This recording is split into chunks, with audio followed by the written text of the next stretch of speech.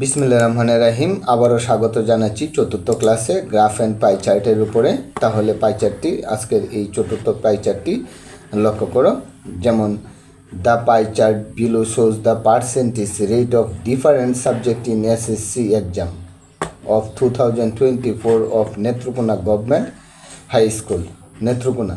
Now describe the chart. অর্থাৎ SSC পরীক্ষায় বিভিন্ন সাবজেক্ট আছে, এখানে এই সাবজেক্টে কত পার্সেন্ট এই সাবজেক্টে পাস করছে, কত পার্সেন্ট ফেল করছে। তো যাই হোক, এখানে উল্লেখ করা আছে যে কত পার্সেন্ট পাস করছে। তো এখানে দেওয়া আছে যে different subject in SSC exam, অর্থাৎ এসএসসি পরীক্ষার বিভিন্ন সাবজেক্টে।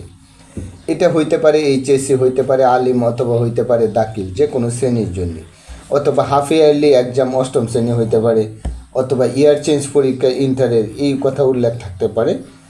তাহলে লক্ষ্য করো আমরা এটা কিভাবে আনসার করবো একদম সহজ পন্থায়। তার আগে আমি আরেকটি বিষয় ইনফর্ম করতে চাই, তোমরা যারা পূর্বের এই আরও 3টা ভিডিও দেওয়া হয়েছে, এই 3টা ক্লাস তোমরা দেখে আসো, তাহলে একদম সহজভাবে এটা বুঝতে পারবা, কোনো মুখস্থ করতে হবে না। এর ধারাবাহিকতায় শুধু প্র্যাকটিস করলেই চলবে, কেননা এই ধারাবাহিকভাবেই ওই বাকি 3টা ক্লাসও ঠিক একই সিস্টেম মেনটেন করেই অ্যান্সারটা করা হয়েছে। ওকে, তাহলে লক্ষ্য করো। তার আগে আমি আরেকটি বিষয় ইনফর্ম করতে চাই, আমার এই জিরো টু জম ইংলিশ ইউটিউব চ্যানেলটিতে যদি তোমরা নতুন হয়ে থাকো, তাহলে পরবর্তী ভিডিও সহজে পেতে ভিডিওটিতে একটি লাইক দিয়ে চ্যানেলটিকে সাবস্ক্রাইব করো। ওকে, শুরু করা যাক। তাহলে লক্ষ্য করো আমরা এটা কীভাবে লিখব।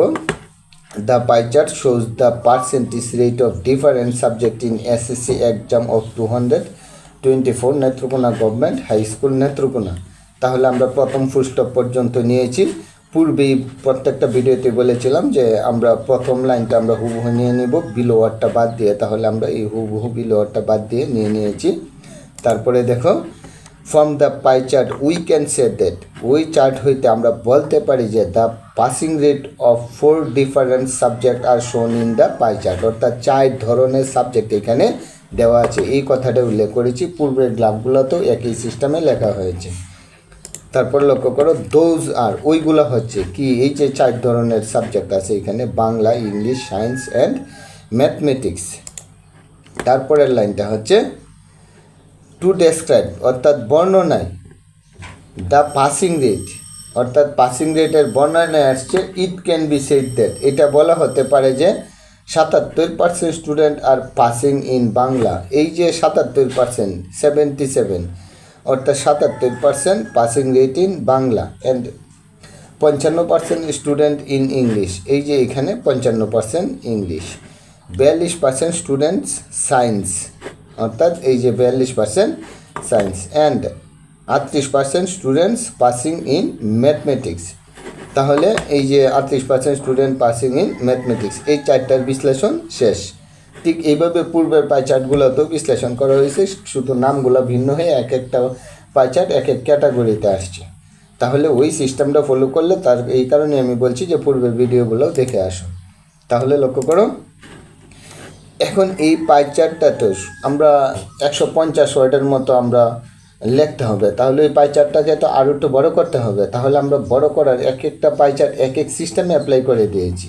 তাহলে বড় করার সিস্টেমটা দেখো, যে এবল সর্বোপরি from the chart in it is clear that, এটা পরিষ্কার যে ওই চার্টে থেকে the passing in Bangla is the highest position. তাহলে হায়েস্ট পজিশন পূর্বের পাই চার্টে আমরা উল্লেখ করেছি, এই যে ইন দ্য হায়েস্ট পজিশন। তাহলে হায়েস্ট পজিশন কি, এই যে বাংলা 77%। এই জন্য বিসাইড, পাশাপাশি, we can say that the passing rate in English is the second position. তাহলে ইংলিশ আছে 55%, এখানে সেকেন্ড পজিশন।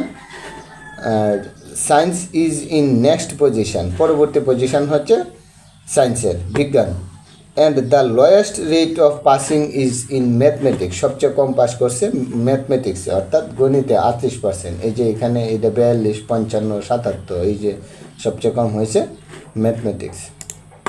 তারপরে দেখো, finally it can be said that, পরিশেষে বলা হতে পারে যে the passing rate of mathematics and science are not satisfactory, অর্থাৎ যেটা কম পাইছে বিজ্ঞান এবং গণিতে এটা সন্তুষ্টজনক না, তাহলে আমরা বিশ্লেষণ করতে হবে এই পাই চার্টটার অ্যানালাইসিস। তাহলে সর্বশেষে আমরা প্রত্যেকটা গ্রাফে অ্যানালাইসিসমূলক কিছু ওয়ার্ড লিখতে হবে। এই যে আমরা এই অ্যানালাইসিসমূলক এটা আমরা লিখলাম। আর এই যে কমন একটা সিস্টেম তোমাদেরকে তো দেখাই দিলাম, যেটি উপরের অংশগুলো এইভাবে লিখবা। তাহলে দেখো, the passing rate in English is also not every fine, অর্থাৎ ইংলিশেও এতটা ভালো নয়, অর্থাৎ বাংলা অনেক ভালো করেছে। তাহলে যে ওই সিস্টেমে যদি তোমরা পড়ো এবং লেখো, প্রত্যেকটা গ্রাফ এক্সারসাইজ করো, তাহলে যে কোনো গ্রাফ অথবা পাই চার্ট আসুক, যে কোনোটাই তোমরা বানায় লিখতে পারবা। এই আমার 8টি ভিডিও যদি টোটাল 10টি ভিডিও যদি ফলো করো। এই ছিল আজকের বিষয়বস্তু। পরবর্তী ক্লাসে স্বাগতম জানিয়ে এই পর্যন্তই। Today's class till this, all the very best, hope to see you next. Thank you so much. আসসালামু আলাইকুম।